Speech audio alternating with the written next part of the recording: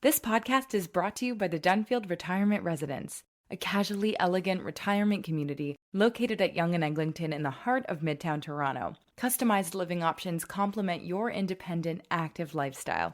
Learn more at thedunfield.com.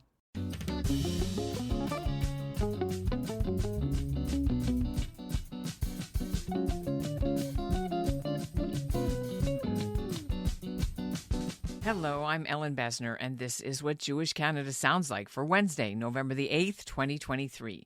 Welcome to the CJN Daily, a podcast of the Canadian Jewish News, sponsored by Metropolitan. On today's show, we're bringing you a special look through the eyes of Canadian Jewish university students about what they're living through on campus ever since the October 7th Hamas attack on southern Israel, and Israel's declaration of war on the terrorists in the Gaza Strip sparked unprecedented levels of anti-Israel protests and Jew hatred, in particular on college campuses right here in North America.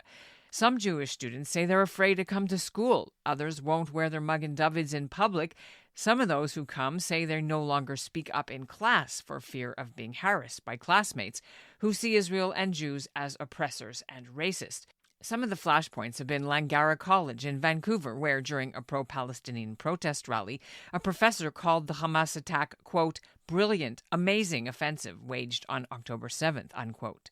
York University, where 3 student unions did not mention the atrocities perpetrated by Hamas in their statements and instead blamed Israel for being settler, colonial, apartheid, etc. And U of T, where a 19-year-old student at the U of T's Mississauga campus is accused of issuing online death threats against Jews. He was arrested, charged, and banned from attending classes. So to find out what it's like on the ground, the CJN Daily's producer, Zachary Kaufman, spoke to 4 Jewish student leaders. Hannah Alper attends Western, Ido Zivli is an Israeli studying at the U of T, Morgan Rosenberg is at McMaster, and Emily Breutman is at Queen's. They join him now. Welcome, everyone, to the CJN Daily. Thanks. It's awesome to be here. Thanks for having us. Before we start off, can you tell me where you grew up? What are you studying? How far are you through that degree? We'll start with Hannah. Sure. I'm third year at Western University studying media and the public interest. Ido? So I'm a fourth year specializing in psychology at U of T. I'm studying both in the Mississauga campus and the St. George one. And I grew up in Nahariya in Israel, but I moved to Canada about 5 years ago. Morgan? I am studying for my MD at McMaster University. Grew up in Thornhill, Ontario. Emily? So I grew up in Oakville, Ontario, and currently I'm in my third year of health science at Queen's University. Very cool. Nice little cross-section of universities here. I myself went to McGill University. And as many of you know, stuff's happening on campus. What's it been feeling like being Jewish on campus since October 7th, Emily? When this all happened, for I don't know about everyone else, but Queen's was on reading week. So coming back that first week, so essentially a week after, I feel like everyone was on edge, didn't really know what would happen on campus. And so being a Jewish student leader, I know myself and others felt the need to check in on students constantly and make sure that they had everything they needed, mentally doing all right with all of this, and if they needed any accessibility with schools or any schoolwork that they needed help with, that sort of stuff. Everyone kind of had this eagerness to do something, but we didn't know what. And that was right after and over the past month. Is that still sort of where you're at? Yes. So currently we still aren't sure exactly. So I'm part of Hillel.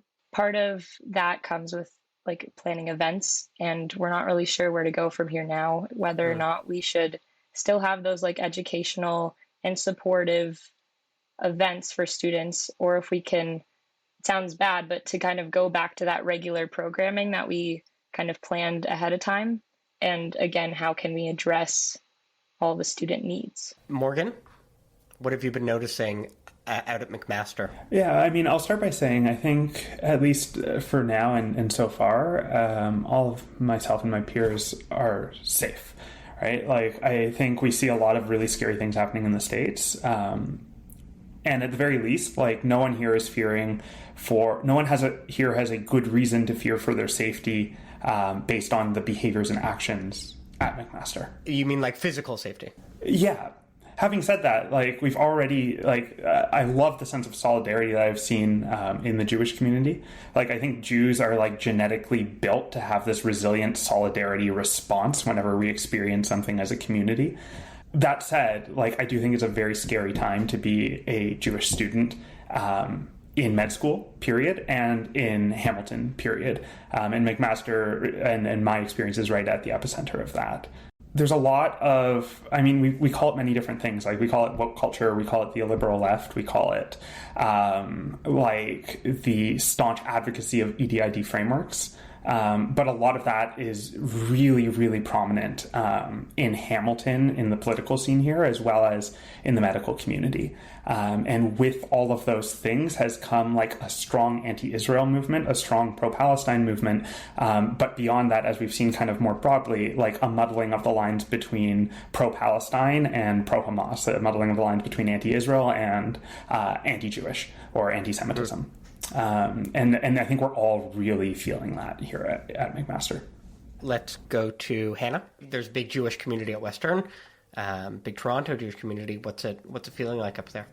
Yeah, so I've been kind of really involved in activism since I was about 9 years old, and I also work at my student paper where I'm one of the only Jews there, and where as a student you not only are doom scrolling and seeing everything on social media, but you walk onto campus and almost every day, at least for us, there's been protests everywhere. There's been pro-Palestine and anti-Israel and anti-Semitic posters being hung up, our hostage posters being torn down and replaced with the words "from the river to the sea," and protests just everywhere. And kind of similar to what Morgan was saying, London is definitely one of those places where the anti-Israel that has kind of spurred into the anti-Semitic movement has definitely taken flight, and we've noticed it. I live in a student apartment where there's just a lot of Jews, and so we'll see just a sea of Palestinian flags passing our apartment and passing where we live, and frankly, it's really scary. We are scared to set foot on campus. There have been students also that have been threatened specifically and individually for speaking out for Israel, and physically threatened. So that's definitely really scary. And yeah, it's kind of that weird thing where there's not that many Jews in London, but we have a group chat where there's like at least 700 Jews in it, which has been amazing because it's been this incredible movement of Jewish students coming together and really this resilient community. But it's also that place, unfortunately, where we'll text each other about a protest happening and telling each other to stay at home, stay safe, which is something that we shouldn't have to do. But I will also go into my class and people are completely entitled to wear their religious affiliation, but there's so many students that are wearing their like keffiyehs. It's a religious kind of wear associated with standing in solidarity for Palestine, which is what they've been doing much more. And people are allowed to wear whatever they want, but it doesn't make me as a student feel comfortable or safe raising my hand in class. It doesn't make me feel comfortable going to the library to study, going to busing alone, things like that, and even speaking up in my on-campus student newsroom. And so I think that there's a lot of things that people have been feeling, and all of a sudden, if you're pro-Israel, or maybe it's just coming out more, it's coming out more now, obviously, with the tension that if you're advocating for Israel, then all of a sudden you're not for peace, or you're for quote-unquote genocide, and just so many of these things that are coming into conflict. And Western is a pretty diverse community, so there are many more Muslim and Palestinian students than there are Jews, and there's been a lot of anti-Israel protests, and I just think it's a really scary time to be on campus. What's your just sense? What are you feeling right now? What are you seeing, especially as someone who grew up in Israel? Where are your feelings at? The first feeling was shock. At least for me, it was shock. It was mourning. And it was like very scared and not sure what to do, especially since like I have friends and family in those like villages that were attacked. And it was quite disappointing, I have to say, in their response, especially by the student clubs and the student union. I was and still am a peace activist. I'm part of Peace Now, both in Israel and in Canada. And it was very disheartening to see people who I considered like friends and people I spoke to even regularly almost celebrating the attack on my friends. And after that, it became even scarier when I started to say my opinion. I'm not shy about my opinion. I support peace. I support a two-state solution. And I support like both sides' a right to live on the land. I tend to believe, and I want to believe most are not like that, but some are, felt it was right to send me death threats and hate comments and stuff like that. I received death wishes from students that's like know what classes I go to. And fortunately, the university administrators were very helpful.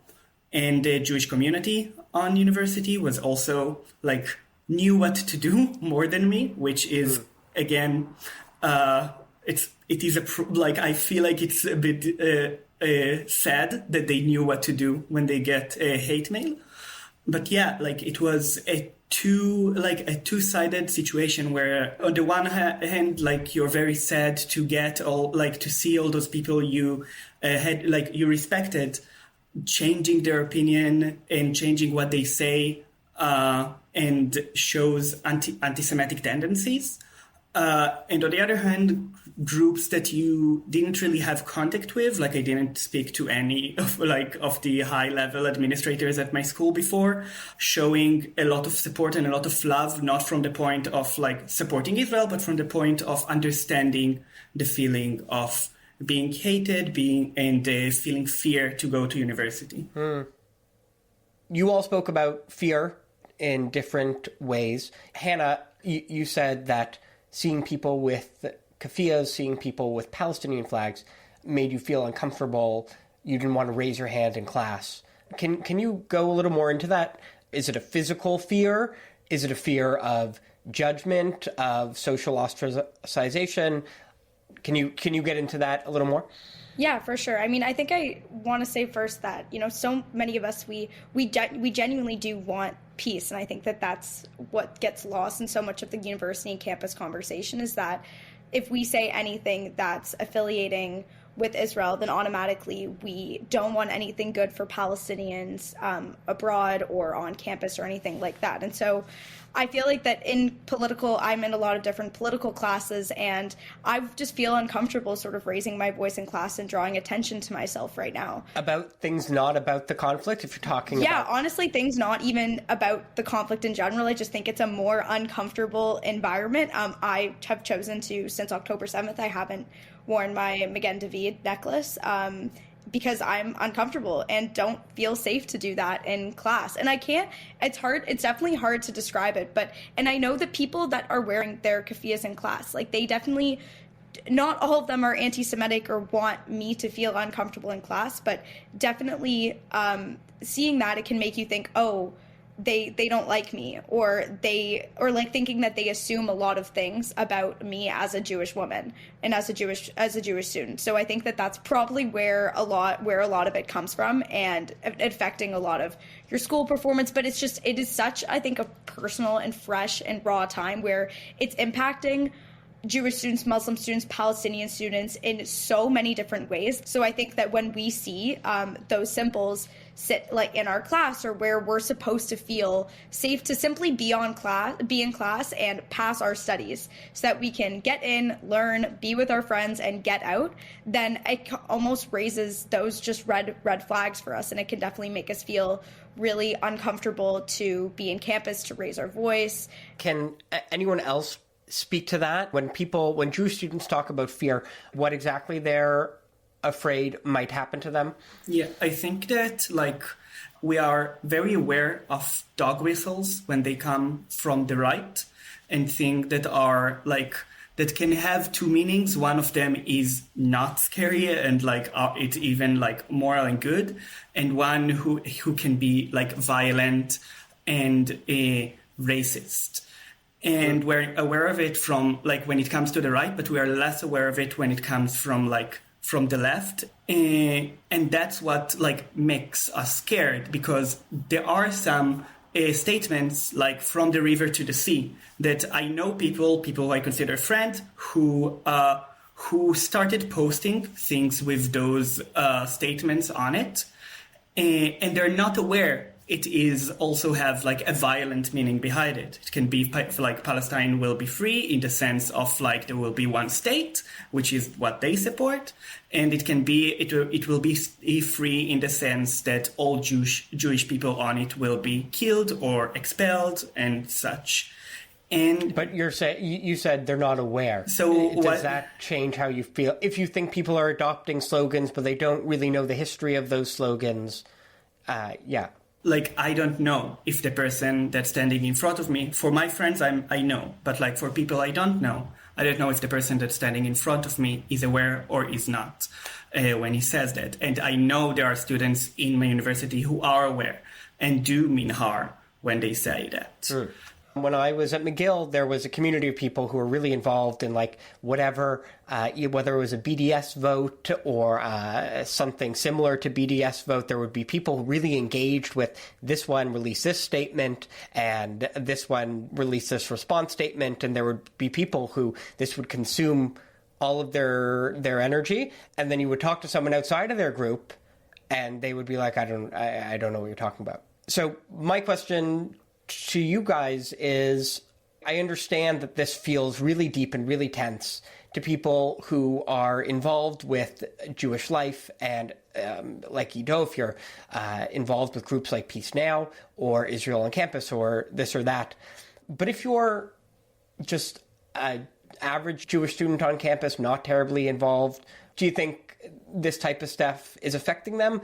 Or do you feel like it's mostly concentrated among the activists? I can start on that, especially like, so I've always called myself Jew-ish, like grew up Reformed, probably culturally Jewish, religiously agnostic at best, I'd say, right? And so like, I think I very much fall into that category of like Jewish person on campus who doesn't identify as a Jewish person first. And I have a lot of my friends and colleagues in the medical program who feel similarly. I think it kind of breeds a certain type here in medicine as well.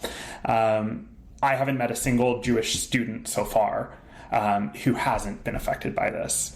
Yeah, I mean, I think like Morgan, that Jewish student that wouldn't normally be really engaged with Hillel or Israel or anything like that, I didn't really consider myself to be that engaged in it. I think now they are, just because they're feeling it and because we're feeling targeted here. But how can we not also, when we woke up on October 7th, October 8th, whatever it was? I just wanted to go back to, Hannah mentioned like Jewish students being afraid to set foot on campus.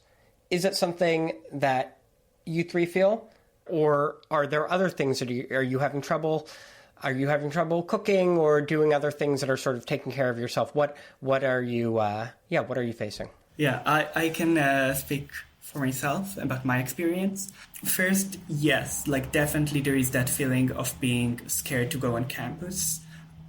It's different between the two campuses because the Mississauga campus is like a closed campus and the St. George one is like right in the middle of Toronto and a very open one, so you go on the street.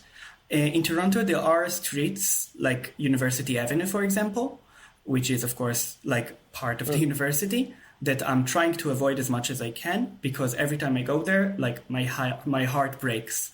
Every time I go there, I see posters of kidnapped children that are torn down and ripped and on the floor, and it breaks my heart seeing that.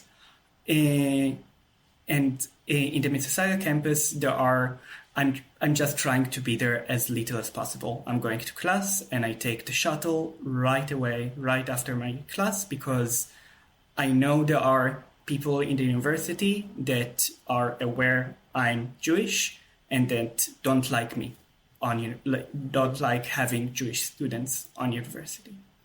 Yeah. We, I think, collectively found that it was hard to focus on schoolwork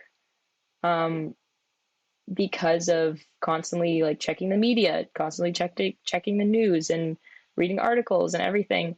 And we almost found it pointless in a sense, to do schoolwork when this was going on. Like it almost seemed like our education in a sense and our getting our degree was pointless to all the lives being lost, if that makes sense. Yeah, I literally said that to my mom yesterday. It was just like having such an unmotivating time doing schoolwork, and I was like, it just doesn't seem like there's a point compared to everything in the world, so I get that. Yeah. In Judaism, we have like this amazing thing that's called the Shiva, which is like 7 days where after someone close to you has died, you don't do anything, you stay in your house, people visit you and support you, bring food, but you are not expected to do anything. And we didn't get to experience that with with this feeling of mourning. So we are carrying this burden of feeling like we can't do anything, like we need a time to rest and to have people support us rather than us going through the motions of day-to-day life. And we don't really have it right now. And Morgan, are you afraid to be on campus? Oh, absolutely. I would say less so now. But I'm also waiting for something bad to happen, to be honest. And like, I am like an outwardly looking 6-foot-tall white man, and I'm still scared to be on campus. So like, I know that I'm going to campus early or leaving late sometimes just to like accompany my female Jewish friends, like to and from campus.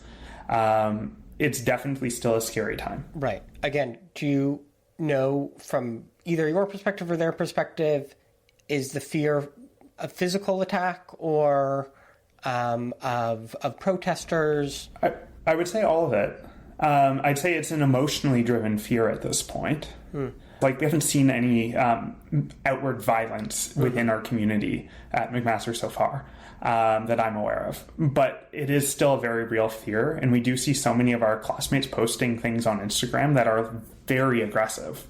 And so there is something driving that fear, and it's constantly being fueled, seeing more and more support for an anti-Israel and kind of anti-Jewish, it feels like, movement. So I would say, yeah, we are scared to be on campus. We do it. We've kind of gotten used to it. Right. But it doesn't feel at all good or safe. I think sometimes there can be a split screen where on one hand you have people there deploying in combat, in bomb shelters, people, actually dying. And I can imagine someone seeing us talking about people posting comments online, tearing down posters, and feeling like these are such different levels of experience. And I'm curious, does that feel like something that pulls, or is it a contradiction? Or are you able to hold both of those as just different types of struggles? Yeah, I feel like it's definitely like two different types of struggles. Like, we talked here about like the feeling of security, and Israel is dealing with a problem of actual security. But here we are dealing with a problem of people not feeling safe.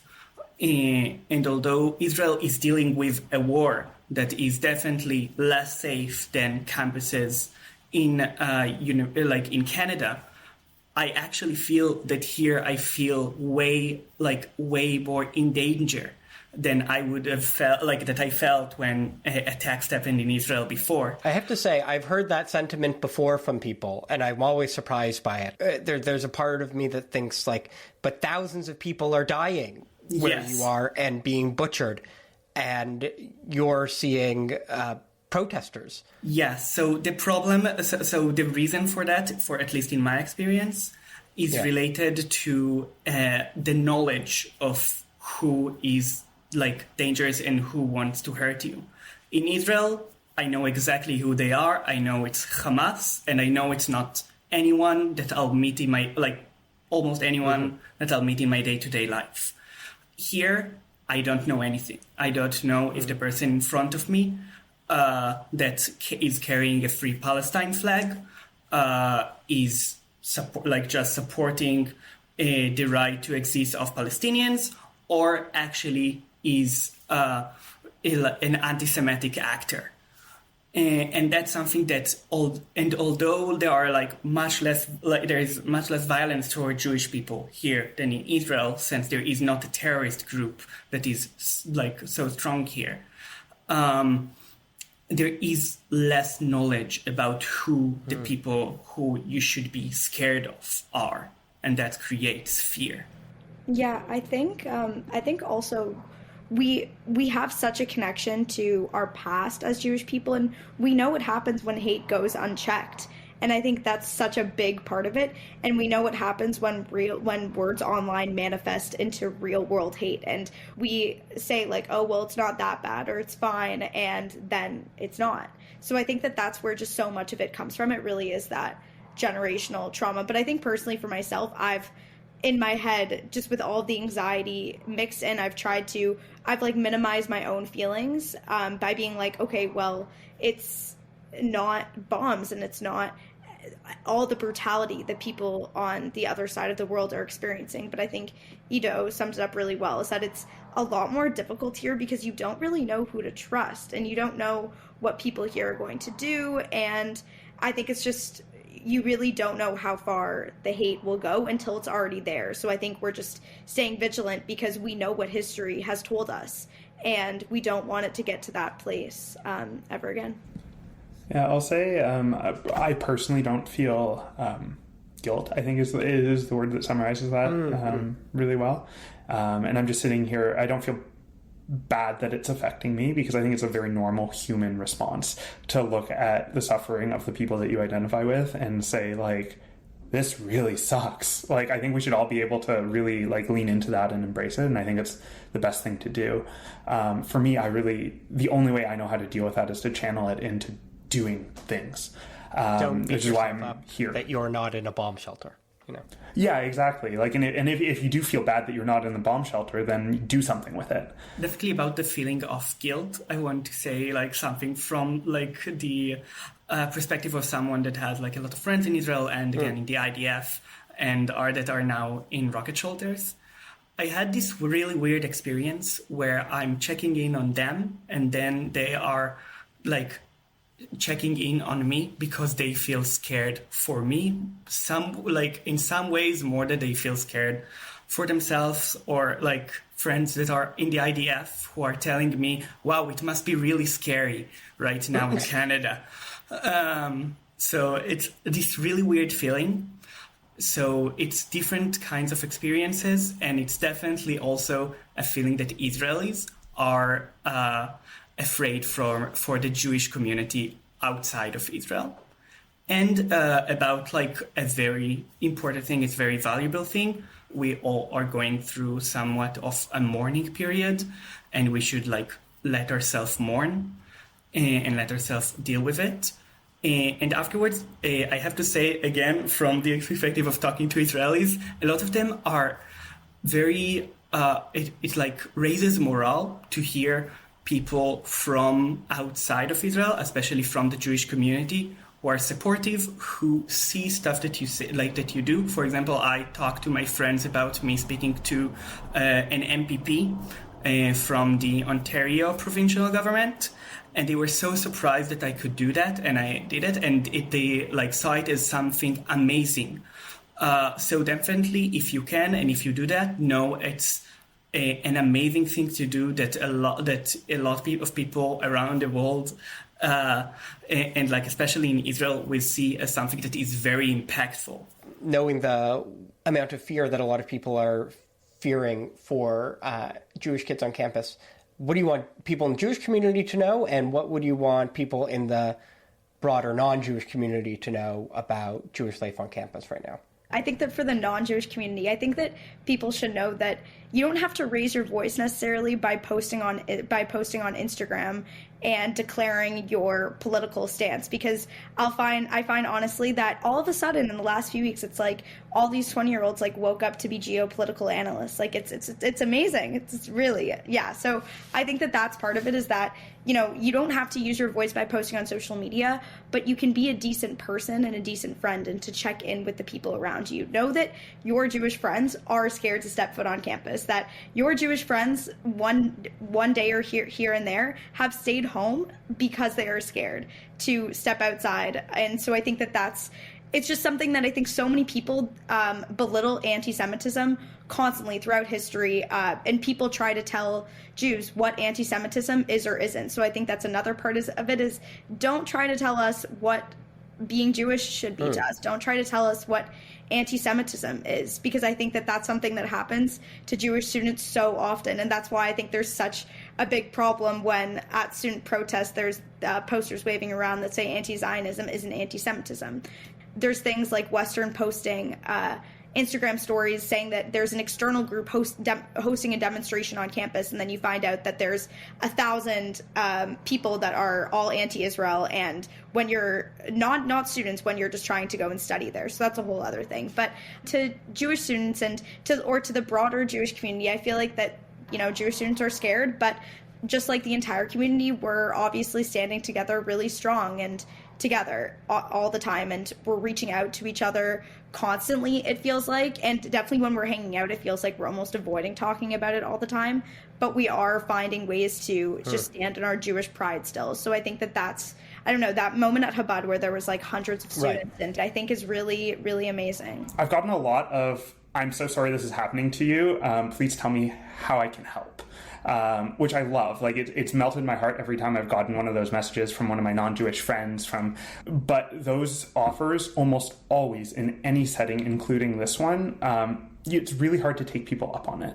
You don't know what to ask for. It's putting the burden back on you as the person who's struggling to figure out what you need.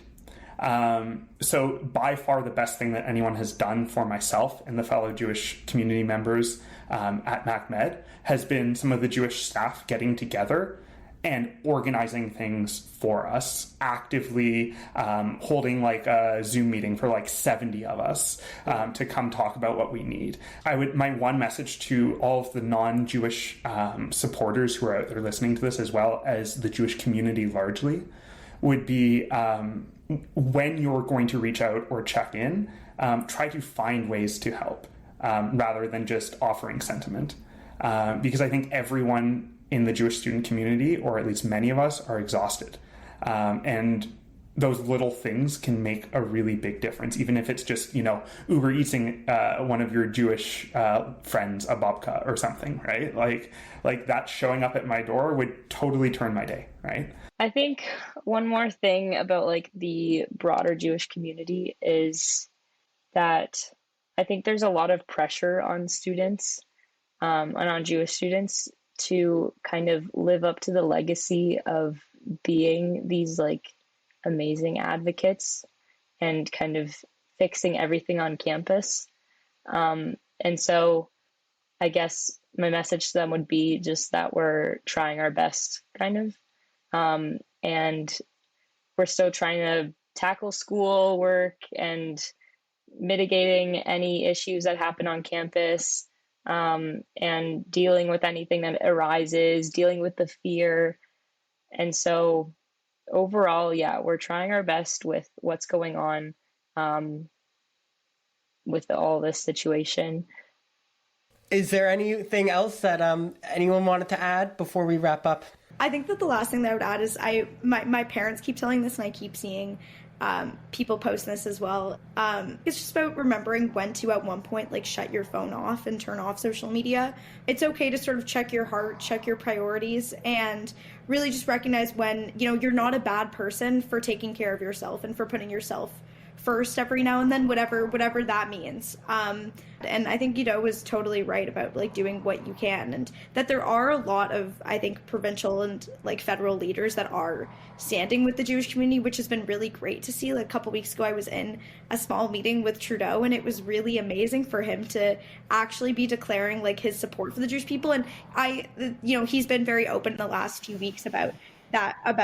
And it was just, I don't know, it was really good to hear him. Like, he was bringing up examples that he's seen of anti-Semitism at university campuses. So at least there's leaders that are taking note and that are hearing what we're saying. So I want to thank you for coming on to the CJN Daily, to all of you. And that's what Jewish Canada sounds like for this episode of the CJN Daily, sponsored by Metropia, integrity, community, quality, and customer care. If you're an academic or a Jewish post-secondary student, or you know one, please share this podcast with them. And they can write to us with their own experiences. We're at ebessner@thecjn.ca. Thanks for listening to the CJN Daily.